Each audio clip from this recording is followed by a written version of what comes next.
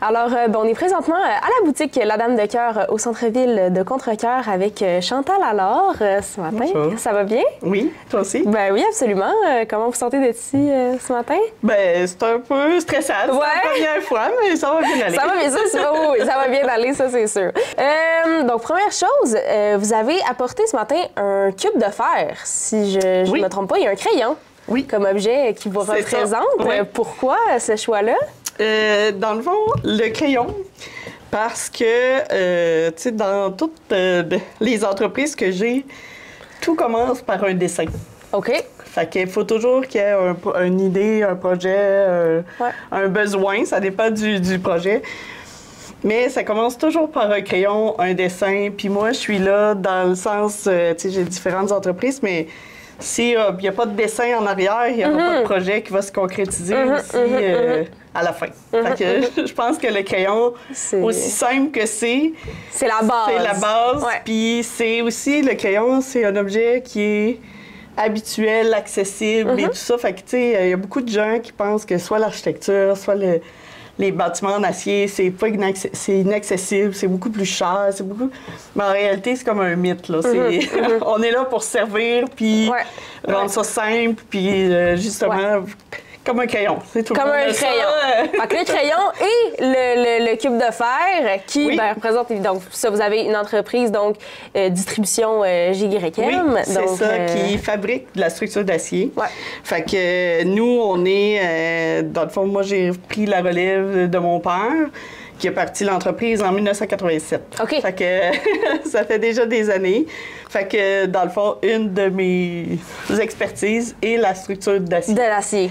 Oui, c'est ça, l'acier, pas le fer. Pas la même chose. Pas la même chose, le fer et l'acier. Ben, c'est similaire. Oui, c'est ça. Il y en a qui appellent ça du fer, il y en a qui appellent ça, mais c'est vraiment de l'acier. OK, c'est bon. Le bon terme, là, c'est l'acier. Mais, on va retenir ça. Fait que, tu sais, on fait des bâtiments de toutes sortes. On peut faire vraiment comme n'importe quoi avec de l'acier. Fait que... Sans ça, l'entreprise ne serait pas là. Ne serait pas là.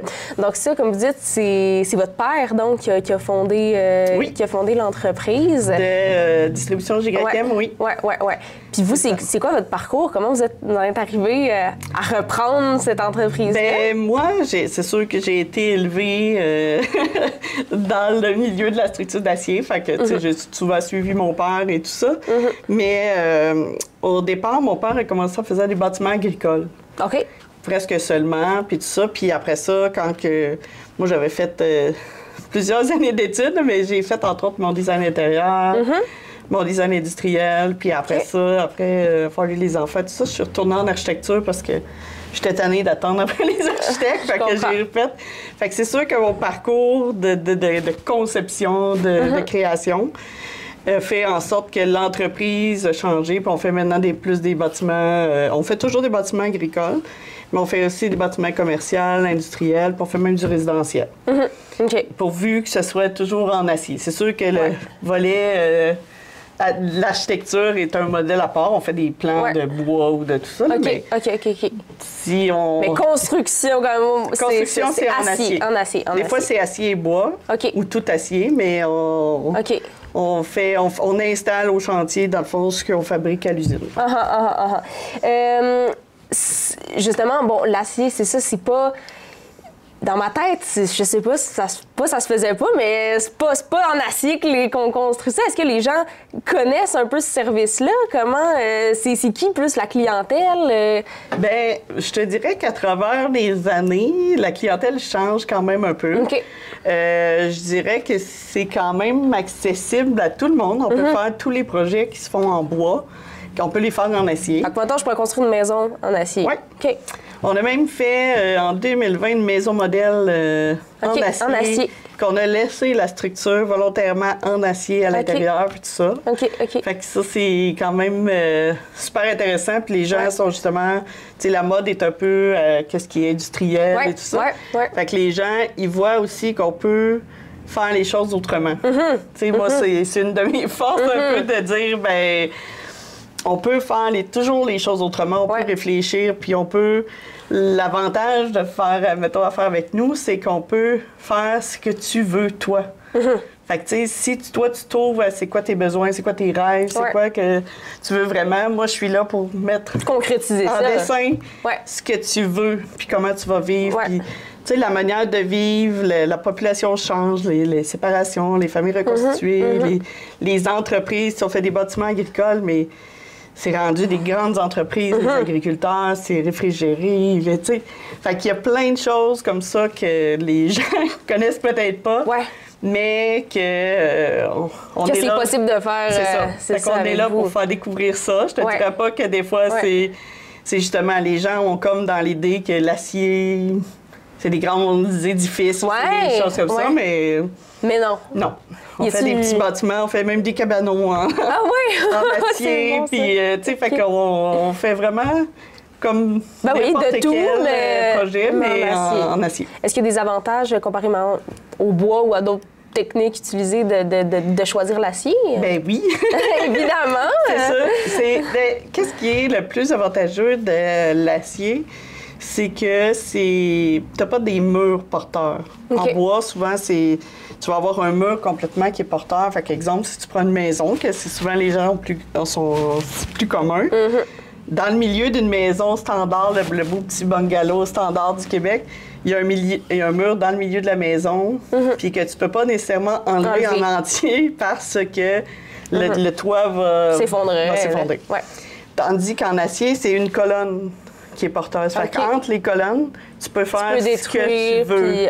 Fait que, tu sais, mettons, tu veux des grandes fenêtres comme ici, ben tu peux le faire, tu peux l'adapter, les portées sont plus grandes. Fait que souvent, tu n'as même pas de mur porteur, tu n'as même pas de colonne porteuse à l'intérieur d'un bâtiment. Là. OK. Donc, c'est beaucoup plus solide. Puis, c'est plus solide. C'est une autre manière de construire aussi. Puis, tu sais, nous, c'est sûr que ça nous permet d'avoir les planchers de béton avec le chauffage intégré. Il y a d'autres. C'est comme un autre type de construction. Je ne dis pas que le bois n'est pas bon. Oui, évidemment. Mais je dis que l'acier... C'est une autre possibilité. C'est une autre possibilité. Puis une des choses, c'est que l'acier permet aussi une modulation à travers le temps. OK. C'est-à-dire que si on prévoit un agrandissement, ben moi, je vais prévoir ma colonne avec les connexions puis tout ça au départ pour que la journée que tu me dis « Ah, ben Chantal, je suis prête. À tout défaire. Je vais défaire mon coin, je vais piner sur ma colonne, puis je continue.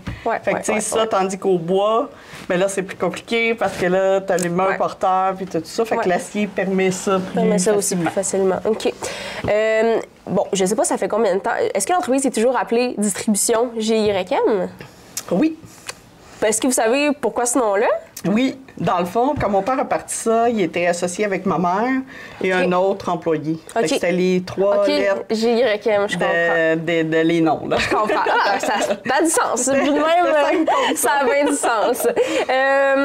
C'est ça, je parlais un peu de la clientèle tantôt. Est-ce que c'est beaucoup des gens de contre-cœur? Est-ce que c'est des gens un peu de partout? Nous, on dessert tout le Québec. OK.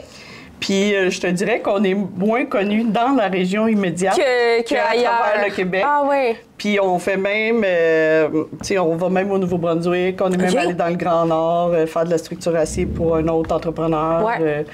Fait qu'on va un peu où est-ce que les clients sont. Où les clients sont, bien, c'est sûr. On est... tu sais, notre réputation est à peu près à travers le Québec. Écoute, tant mieux. Donc, vous avez comme repris, c'est ça, l'entreprise, familiale, là, si on veut, c'est ça. C'est quoi que vous aimez le plus dans votre travail d'entrepreneur? Je pense que c'est de servir le client.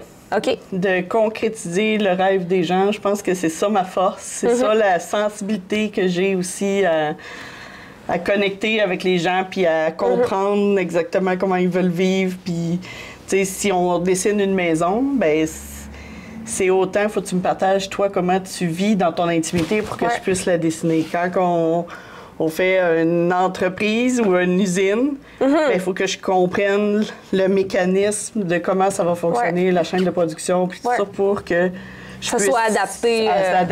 Puis tout coordonner. Fait que je pense que c'est ma force de prendre toujours le projet comme si c'était le mien. Puis en plus, vous avez l'air vraiment passionné du design, puis tu sais, si vous avez fait des études aussi. Bien, on a un bureau d'architecture aussi. Là. OK. Fait qu'on a un bureau d'architecture. Ça fait presque 2 ans qu'il est ouvert ici à Contrecœur. Puis on a aussi le volet entrepreneur général. Ouais. Fait qu'on a comme les 3 entreprises qui se cohabitent. C'est bon, on parlait de ce que vous aimez le plus. C'est quoi les défis maintenant d'être entrepreneur? Je dirais la main-d'œuvre. La main-d'œuvre, OK. La main-d'œuvre, garder la main-d'œuvre, je trouve que c'est depuis les dernières années de trouver des gens qualifiés qui veulent s'investir avec nous dans notre entreprise. Puis tout ça, je dirais que c'est un défi. On est toujours pas si loin de Montréal, mais mais pas non plus à côté. C'est ça. Fait que, tu sais, les gens, souvent, ils finissent par dire « Ah, ben... » C'est trop loin. Ouais, tu sais, comme le bureau d'architecte, c'est un peu la même chose. Ah, je vais aller voir dans un grand bureau d'architecte à Montréal, qu'est-ce que c'est? OK, mais c'est un peu ça, notre défi. Puis c'est sûr que les gens, exemple, si je prends l'architecture, les gens, c'est un service qu'ils connaissent pas nécessairement pourquoi c'est utile un architecte. On est souvent un peu considéré comme un mal nécessaire parce que la ville exige un plan. Puis tout ça, mais en réalité, on est là pour servir puis aider à ce que le rêve de la personne se réalise. Fait que c'est souvent pas tout à fait comme ça. Fait qu'on a de l'éducation un peu à faire. Fait que des fois, de toujours comme répéter, puis de faire comprendre aux gens pourquoi on est là, puis pourquoi on est utile, puis pourquoi c'est mieux. Ça devient des fois un petit peu comme un petit peu lourd là, à travers le parcours, mais tu sais, je pense que j'ai assez la passion pour continuer. C'est pas grave, puis on continue. Là. Ben oui. Vous êtes à la tête d'une entreprise industrielle. Oui. Vous êtes une femme, puis j'aimerais ça pas aller dans ces questions-là rendues en 2024, mais c'est comment? Tu sais, c'est quand même... Parce que c'est peut-être un préjugé que j'ai, mais à mon sens, c'est un milieu qui est quand même très masculin. Oui. C'est comment? C'est sûr que moi, je vois pas ça comme un problème, là, dans le sens que, tu sais, j'ai été élevée dans ce milieu-là.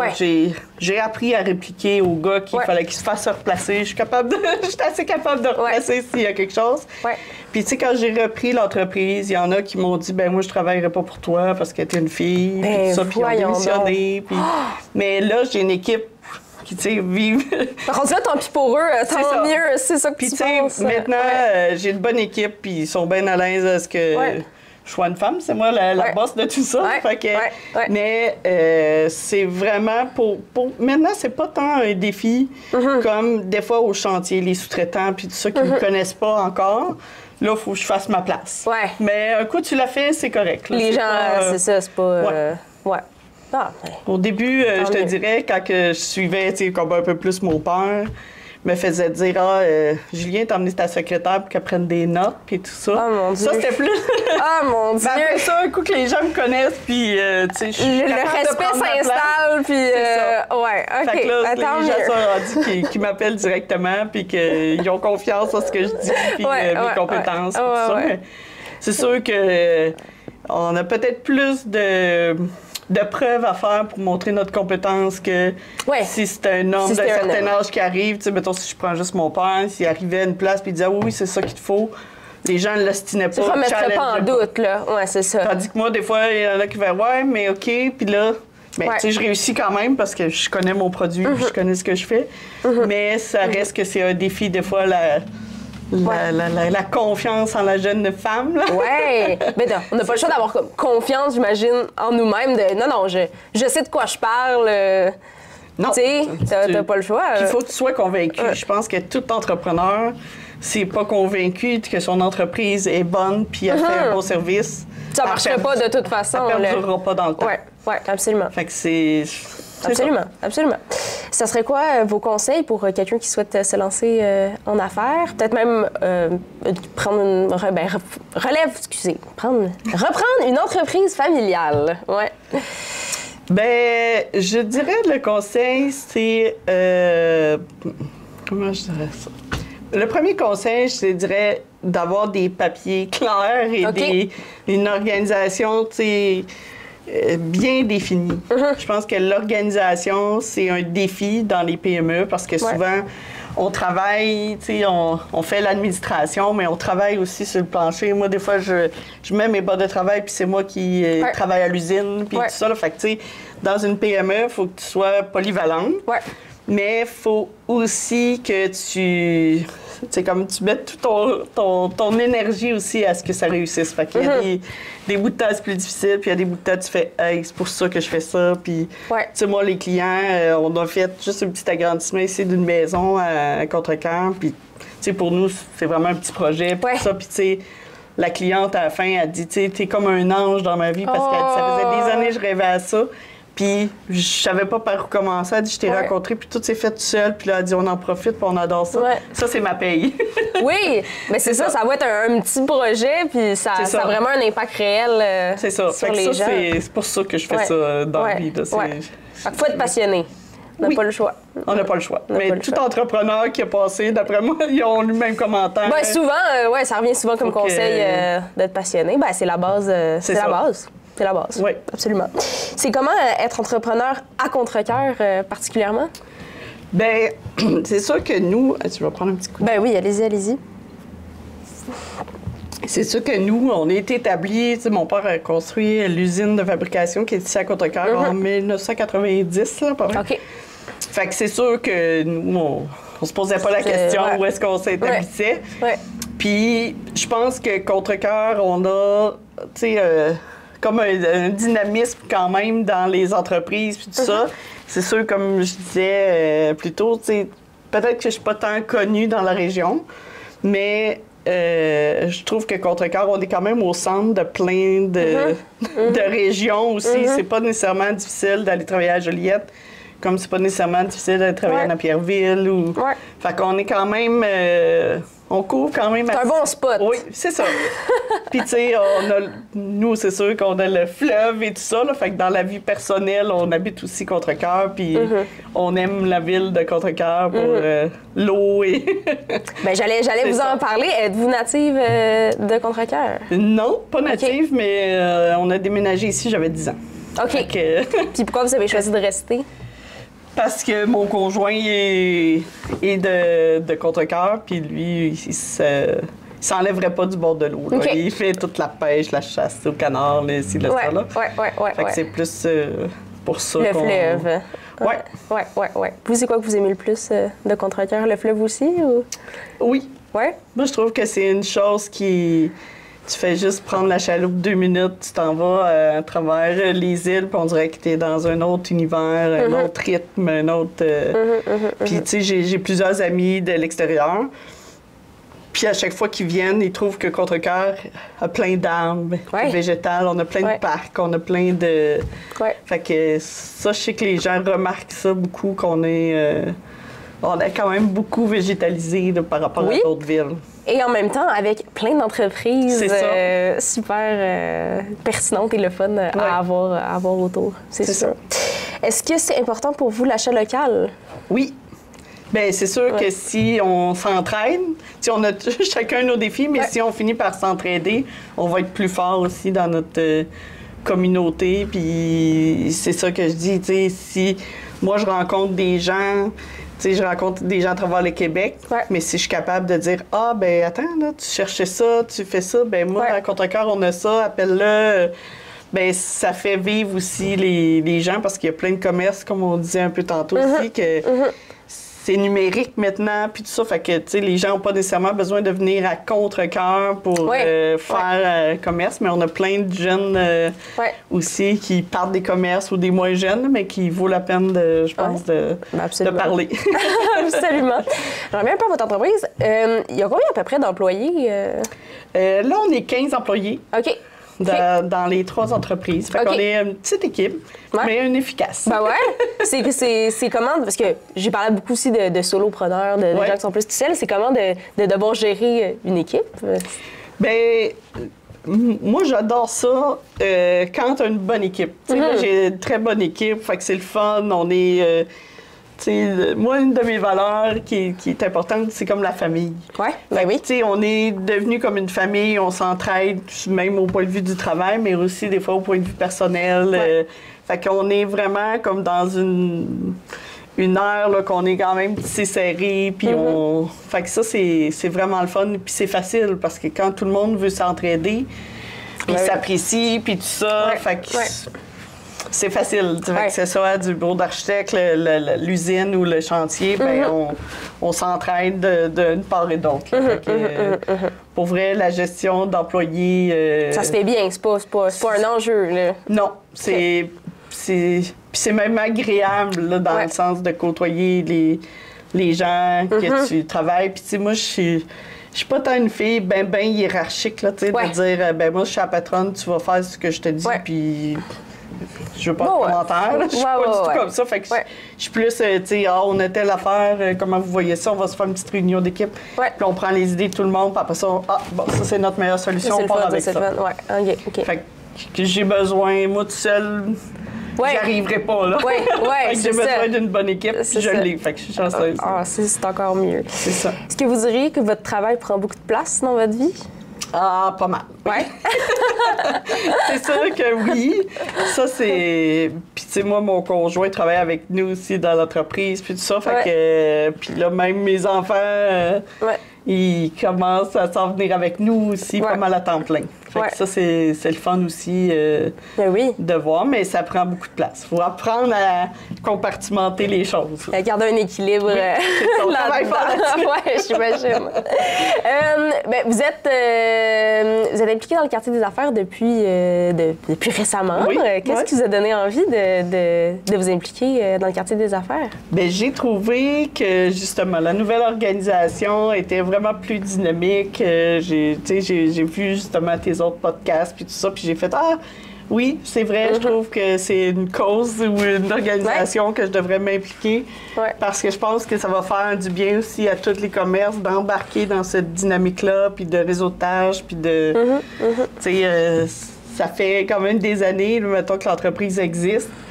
Mais je suis certaine que si je me promène puis je pose la question, il y a peut-être pas grand monde qui sait qu'il y a un bureau d'architecte, qu'il y a une fabrication. Puis même comme entrepreneur général, je suis pas certaine qu'on est si connu. Fait que de promouvoir ça, je pense que c'est une bonne chose. Ben absolument, absolument.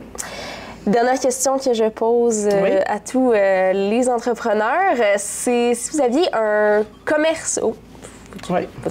Si vous aviez un commerce coup de cœur local de contre-cœur à partager, ça serait lequel? Si vous en connaissez un, là. Ben, j'en connais plein. Oui. J'aurais tendance à dire que j'en nommerais pas juste un. OK. Mais... Bon, vous en nommez plusieurs. Moi, je trouve qu'une personne qui est inspirante aussi puis qui fait des belles choses, c'est Mireille Cazan. Et Studio, c'est une photographe professionnelle, puis je trouve qu'elle a plein de bonnes idées, elle fait des belles choses de qualité, de tout ça, là, puis je trouve que c'est une dame qu'on devrait, justement, je pense que c'est elle qui a participé aussi aux photos là, qui ont été affichées, puis tout ça, mais je trouve qu'elle offre un bon produit, elle offre des bonnes choses, je pense qu'elle vaut la peine de faire parler d'elle. Puis il y a aussi, je trouve, le bijoutier. Oui, bijouterie Amel. Michel, l'ancien bijoutier, était vraiment connu dans Contrecœur puis tout ça, mais sa mère est peut-être moins connue, puis je trouve qu'il offre vraiment un bon service, il est attentionné, puis il veut vraiment aider. Je trouve que ça vaudrait la peine que tout le monde aille faire un tour. Là, la bijouterie Amel. Super. Ben, merci beaucoup, Chantal, d'avoir été ici. Plaisir. C'était super intéressant. Bon, parfait. Merci.